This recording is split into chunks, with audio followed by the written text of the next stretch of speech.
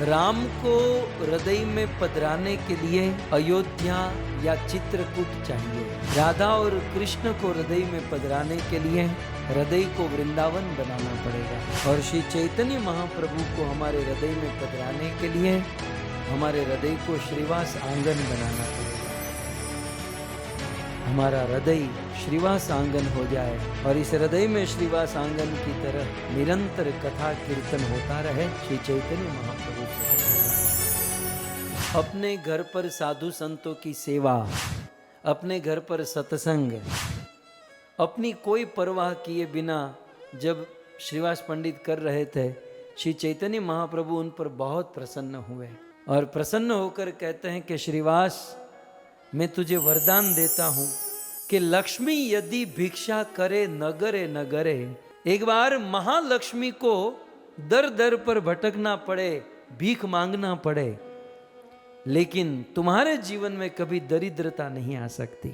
श्रीवास, तुम्हारा उद्धार तो निश्चित, तुम्हारी पत्नी, तुम्हारे बच्चों का उद्धार निश्चित, लेकिन बिडाल कुकुर आदि तुम्हार बाड़ीर, तेरी वाड़ी का कुत्ता भी मेरे धाम को प्राप्त करेगा। श्रीवास, तेरी वाड़ी का, तेरे घर का कीड़ा मकोड़ा भी मेरे वैकुंठ को प्राप्त करेगा, क्योंकि वो मेरे श्रीवास के आंगन में रहता है।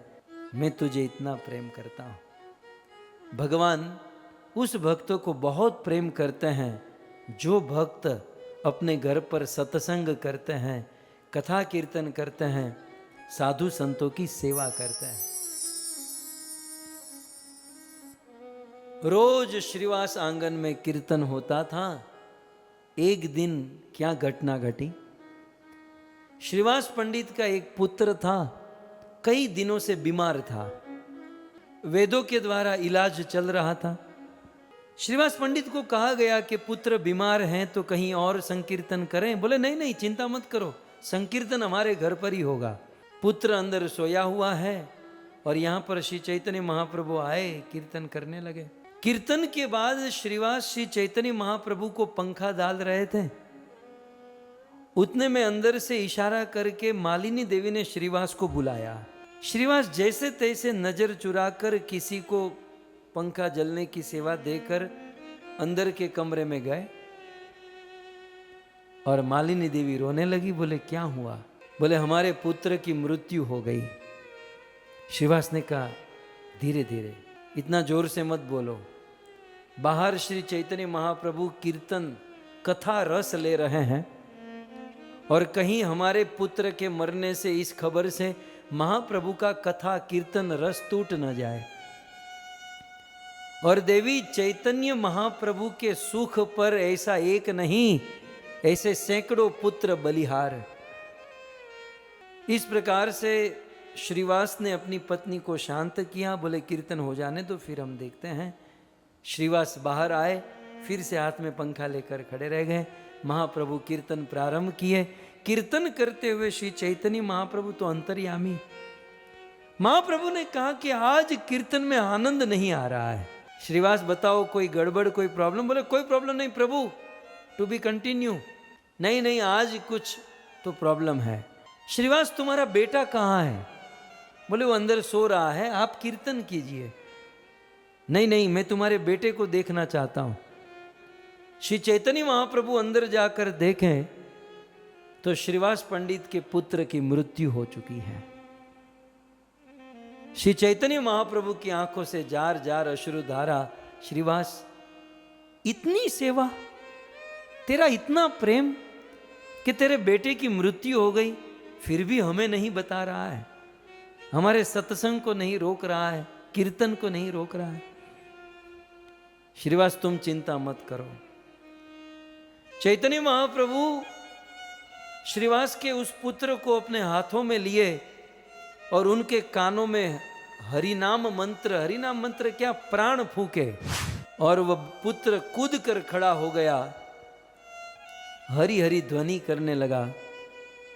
चैतन्य महाप्रभु कहते हैं कि बेटा तुम कहाँ चले गए थे?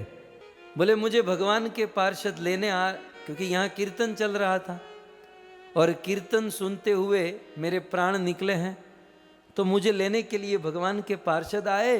गौलोक धाम में जा रहा था, गोलोक धाम पहुंचू हो रहा था, तब तक आपने मुझे वापस बुला लिया।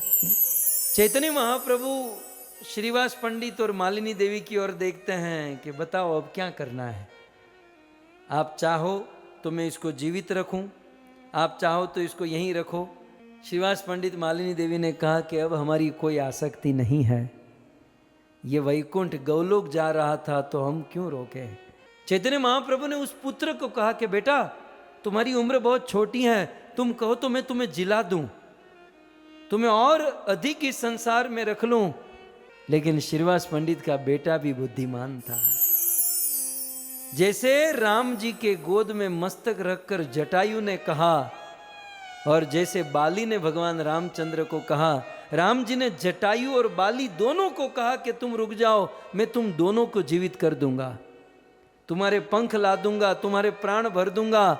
तब वहां बाली किष्किंधा में और यहां जटायु ने यही कहा, जन्म जन्म मुनि जतन कराई, अंतराम कही आवत नाही, ममलोचन गो चर सोहियावा,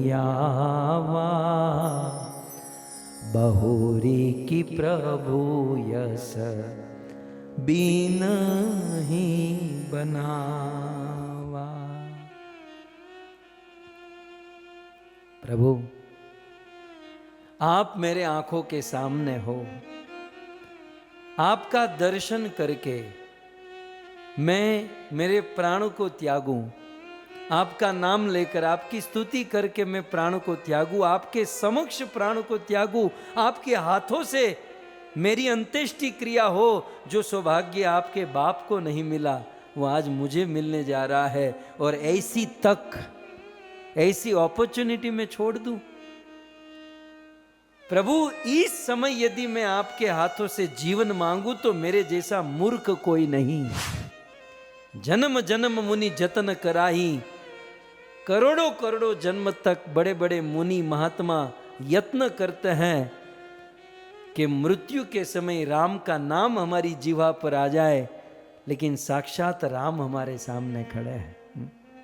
श्रीवास के पुत्र ने यही कहा कि जो सौभाग्य बड़े बड़े ऋषि मुनि महात्मा को नहीं मिलता वो सौभाग्य मुझे मिल रहा है। स्वयं भगवान सामने खड़े हैं और मेरा प्राण निकल रहा है और मुझे वैकुंठ मिल रहा है, मुझे अब जीना नहीं है। श्री चैतन्य महाप्रभु की कृपा से श्रीवास के पुत्र को वैकुंठ गौलोक धाम की प्राप्ति हुई। इस प्रकार श्रीवास का श्री चैतन्य महाप्रभु के प्रति यह सुंदर भाव और यह सुंदर सेवा और लीला, ऐसा वर्णन है।